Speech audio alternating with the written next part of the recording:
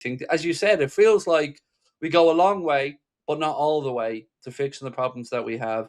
And then when situations like this arise over the seasons that FSU have been in charge, sticking plaster solutions or sticking your fingers in your ears have been the play. And it's never really worked out too well for us. No, like I think every year we sit here in January and think like, oh, we need X, Y, or Z, or just at the end of a summer window, we're like, oh, we did good business, but we still need whatever. Like it's just again, it gets 90% of the way, and I don't know what it is. Like I don't know if it's like wanting a small squad. I don't know if it's not wanting to spend too much money or wage bill being already too high, or I don't know what it is. Like fair enough, maybe we do spend a lot of money on wages, but like you still have to just give the manager what he needs, and like obviously that's not the only thing wrong with this season. Like it's the tactics and everything, but like not giving him the full squad he needs definitely doesn't help either, to be fair. So like Richard Hughes definitely deserves a lot of criticism for not giving Arna like more players to deal with. Like I know injuries as well, of course, like likes of Isak and Bradley and stuff you can't, and Leone, you can't really like account for, but you can account for like you're going to pick up some injuries along the way. Like you have to kind of factor that in, that probably 2 or 3 players missing every week. So again, Richard Hughes at fault, Arne Slot at fault, everyone's just at fault really. So here's where the club have faith in the manager thing falls apart to me. This season, we're not having a great season domestically, and I think we'll all admit that. But yeah, Ryan Gravenberch, Dominic Soboslai, Alexis McAllister, all of them are in contract renewal talks in the midst of a poor season. The manager, who was at the start of the season in contract talks to extend, there's been no talk of a contract extension for him throughout the season. So why is that? The players that are underperforming this season, the club are happy to tie them down and are looking to actively tie them down.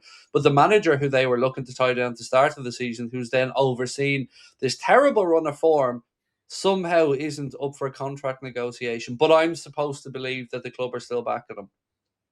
Yeah, I think that kind of sums it up really, isn't it? Like I think there's a belief that, let's say Kanate, if he signs a new deal, he will come good again. That Ryan Gravenberch will be a good player for years. Soboslai will be a good player for years. McAllister will be a good player for years. But like, I can't believe anyone at the club genuinely believes Arne Slot will be at this club in like 5 years' time. I just can't see that one bit. And like I could understand this season if we didn't win the league, but you're somewhere near the top. We're looking good and we're challenging for trophies. Fair enough, but it's just every performance is so bad and so boring, and the stuff he's saying, like it just there's absolutely nothing to indicate that he's the long term solution here. So like you might as well just rip the plaster off now, get over and done with, bring someone else in. He's just not going to get a contract extension. So either get to the summer and you're like, right, we'll write off next year as well then and let him go for free, or you're going to sack him anyway. So like I don't know what the point in waiting is really at this point. Yeah, it's a dangerous game, and this is what always confuses me. We know FSG, Hughes Edwards and Co. are obviously trying to make the club as profitable as possible and trying to bring in as much revenue streams as possible, as is the aim of all club owners and CEOs, to make sure that the club can generate as much money as possible. Yet, missing out on the Champions League next season, if we're in the Europa League, Mo Chatter reckons we're down at least £50 million. If we miss European football altogether, £100 million. And that's the roll of the dice that they're making here. Because, with all due respect, even if it was Jurgen Klopp managing the team right now, and I've consistently said this, I don't think you can bank on winning a Champions League ever. It is so, like any cup competition, it's so volatile. Whereas in the league, we're sixth. I'm not making this up. This isn't hyperbole. We're sixth, and we've got Newcastle and we've got Manchester City coming up.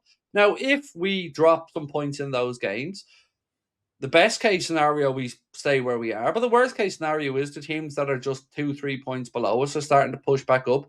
And it's a cat fight or a dog fight for two places at best. Because the top three is probably out of our reach at the minute.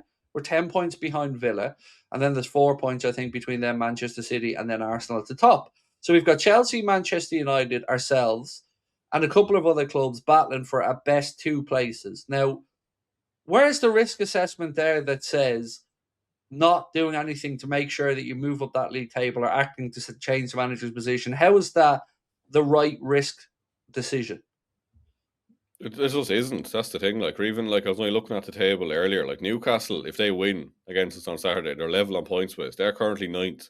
Like that's how close to mid-table we are. Like we're much closer to mid-table slash relegation than the top three. Like you pointed out, like Villa and miles clear.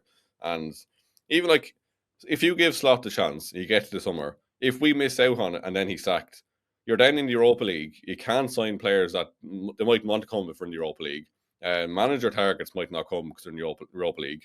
We're down money, and then suddenly, like, if we are in Europa League struggling in this summer to get the stuff we want, if we again miss out the following year, then you're looking at a situation where, like, let's say Ekatike gets pissed off and wants to go play in the Champions League. You know what I mean? Like, it's just the quicker you stop the big snowball going down the hill, the better, really, isn't it? Like I know I'm probably over catastrophizing here, but like if we did happen and we had a bad year again next year, that's leaving us in a very, very poor position long term.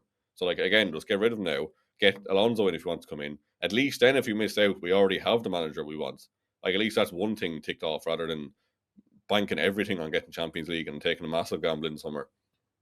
Like you said there, maybe I'm over catastrophizing it, right? So you've admitted, you put your hand up and said, right, maybe what I'm saying paints a very bleak picture.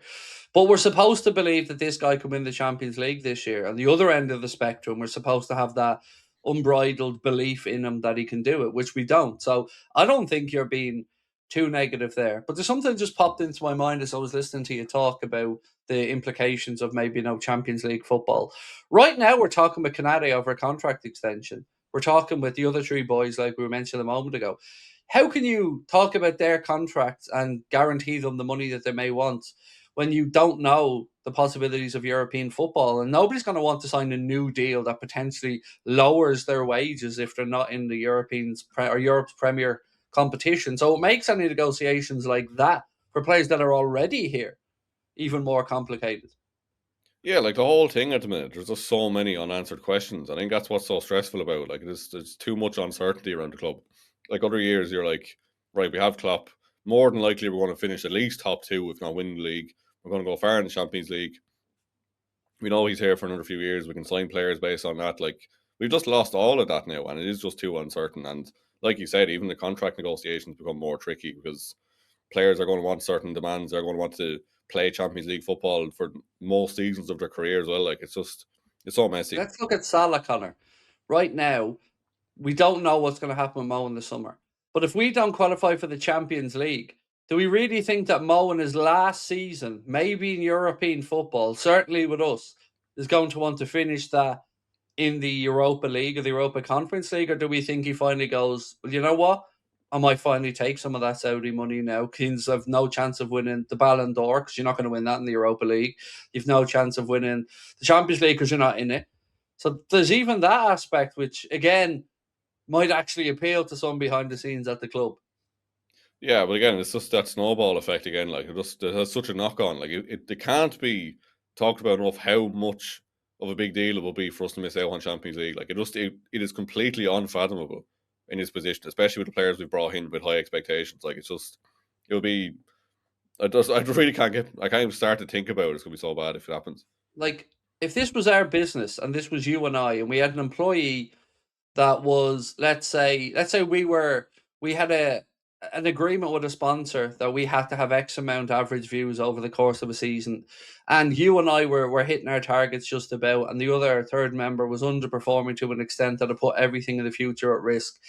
I can't see you and I taking more than 5 minutes of a conversation to decide what we need to do there and what needs to be done to protect the company.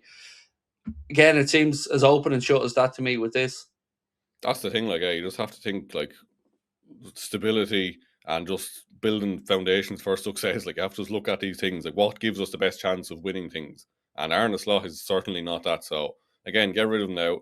Just, just somehow get into the top five. It probably will be top five rather than top four. But again, it will be an absolute disaster, and I can't even begin to think about how bad it will be if that does happen.